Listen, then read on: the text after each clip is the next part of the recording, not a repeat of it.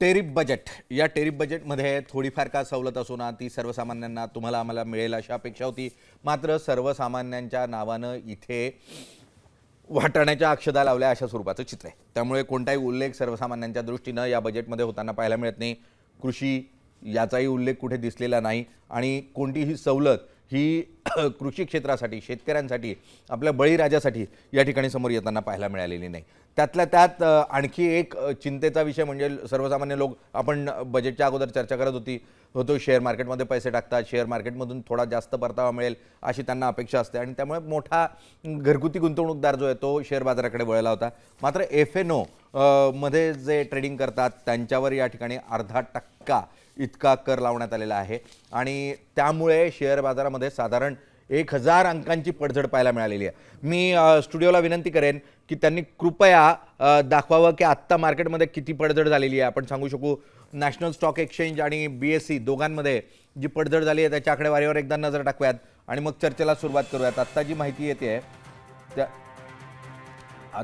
माहिती येते त्यानुसार साधारण निफ्टी हा 347 पॉईंट्स तर सेन्सेक्स हा 1047 पॉईंट इतका कोसळल्याची माहिती आहे. त्यामुळे एक बाजारामध्ये भीतीचं वातावरण आहे की बाजारावर खूप मोठ्या प्रमाणावर या ठिकाणी टॅक्स लावण्याचा प्रयत्न होतो आहे. इन्कम टॅक्स स्लॅबमध्ये कोणत्याही स्वरूपाचे बदल करण्यात आलेले नाही. त्यामुळे सर्वसामान्यांना अतिरिक्त फायदा इथे कुठेही मिळेल अशी शक्यता दिसत नाही. NRI यांच्यासाठी मात्र इन्कम टॅक्समध्ये थोडाफार प्रमाणावर म्हणजे जे अनिवासी भारतीय जे इतर देशांमध्ये राहतात आणि भारतामध्ये पैसा पाठवतात त्यांच्यासाठी म्हणून इन्कम टॅक्समध्ये काही फायदे देण्यात आलेले आहेत. त्या संदर्भात आपण चर्चा करणार आहोत. विदेशी टूर पॅकेजेसवर जो TCS लागत होता आणि इतकंच नाही तो शिक्षणासाठी जो तुम्ही पैसे पाठवत होता मुलांना परदेशामध्ये ते 5% इतका TCS टॅक्स वसूल केला जायचा. तो 5%वरून 2%वर आणलेला आहे.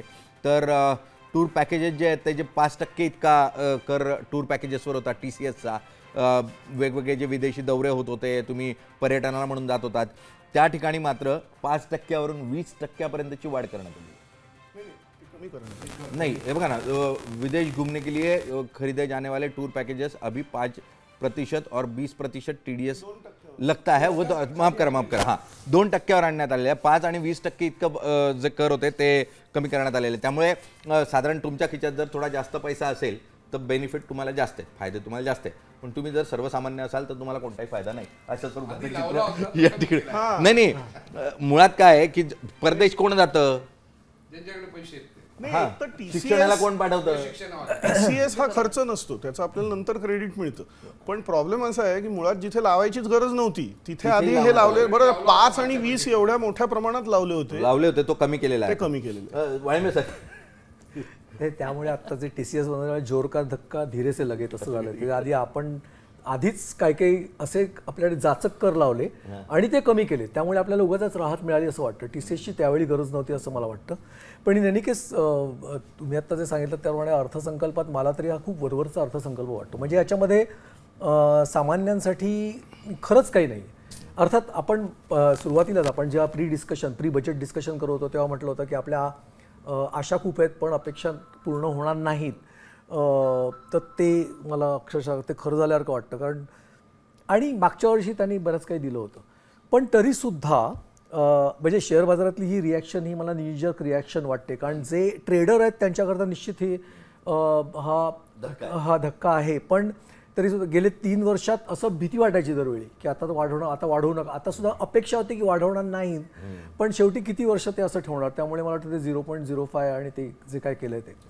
परंतु जी इतर क्षेत्र होती म्हणजे आपल्याला वाटलं होतं की डिफेन्सला ॲलोकेशन वाढवेल किंवा आपल्याला असं वाटलं होतं की जे PLI जे 14 सेक्टरला आहे ते सगळ्या इंडस्ट्रीला लागू होईल, मॅन्युफॅक्चरिंगला बूस्ट देण्याकरता वगैरे. परंतु तसं काहीच दिसत नाही. अगदी खरं. आणि आपण जे सप्तर्षी 6 खांब 4 खांब त्यावेळी 3 कर्तव्य असं सारखे कमी होतात. तर ह्या तीन कर्तव्य पण इतकी इंटरेस्टिंग आहे. त्यातलं एक कायम सगळ्या ह्याच्यात आहे ते सबका साथ सबका विकास.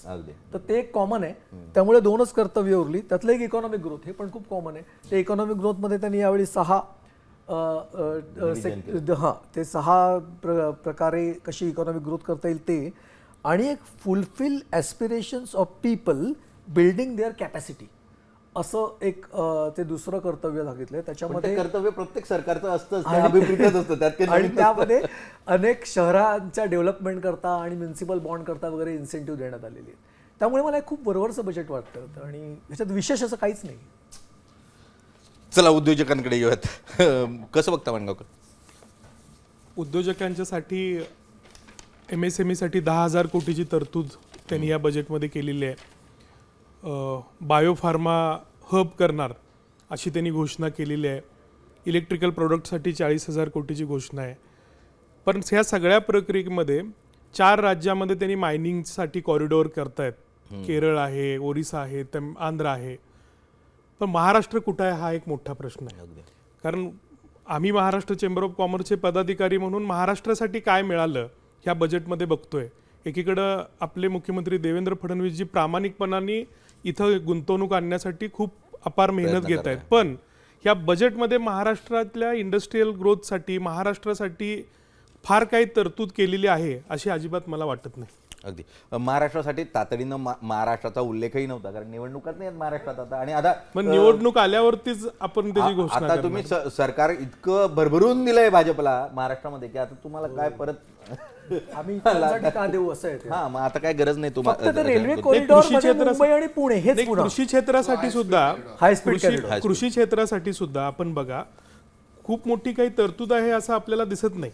फक्त एक झालेलं आहे की त्यांनी नॅशनल टेक्स्टाईल स्कीम जी आणलेली आहे त्याच्या माध्यमातून इचलकरंजी, भिवंडी, मालेगाव ही जी आपली महाराष्ट्रातली प्रमुख शहरं आहेत त्यांच्यामध्ये टेक्स्टाईलचा नक्कीच त्याचा फायदा होईल. पण शेती क्षेत्रासाठी भरीव काही अशी तरतूद या बजेटमध्ये दिसत नाही. त्यामुळे मला असं वाटतं की फार काही चांगलं म्हणता येणार नाही आणि अगदीच वाईट म्हणता येत नाही, पण बरं बजेट आहे असं आपण म्हणू शकतो.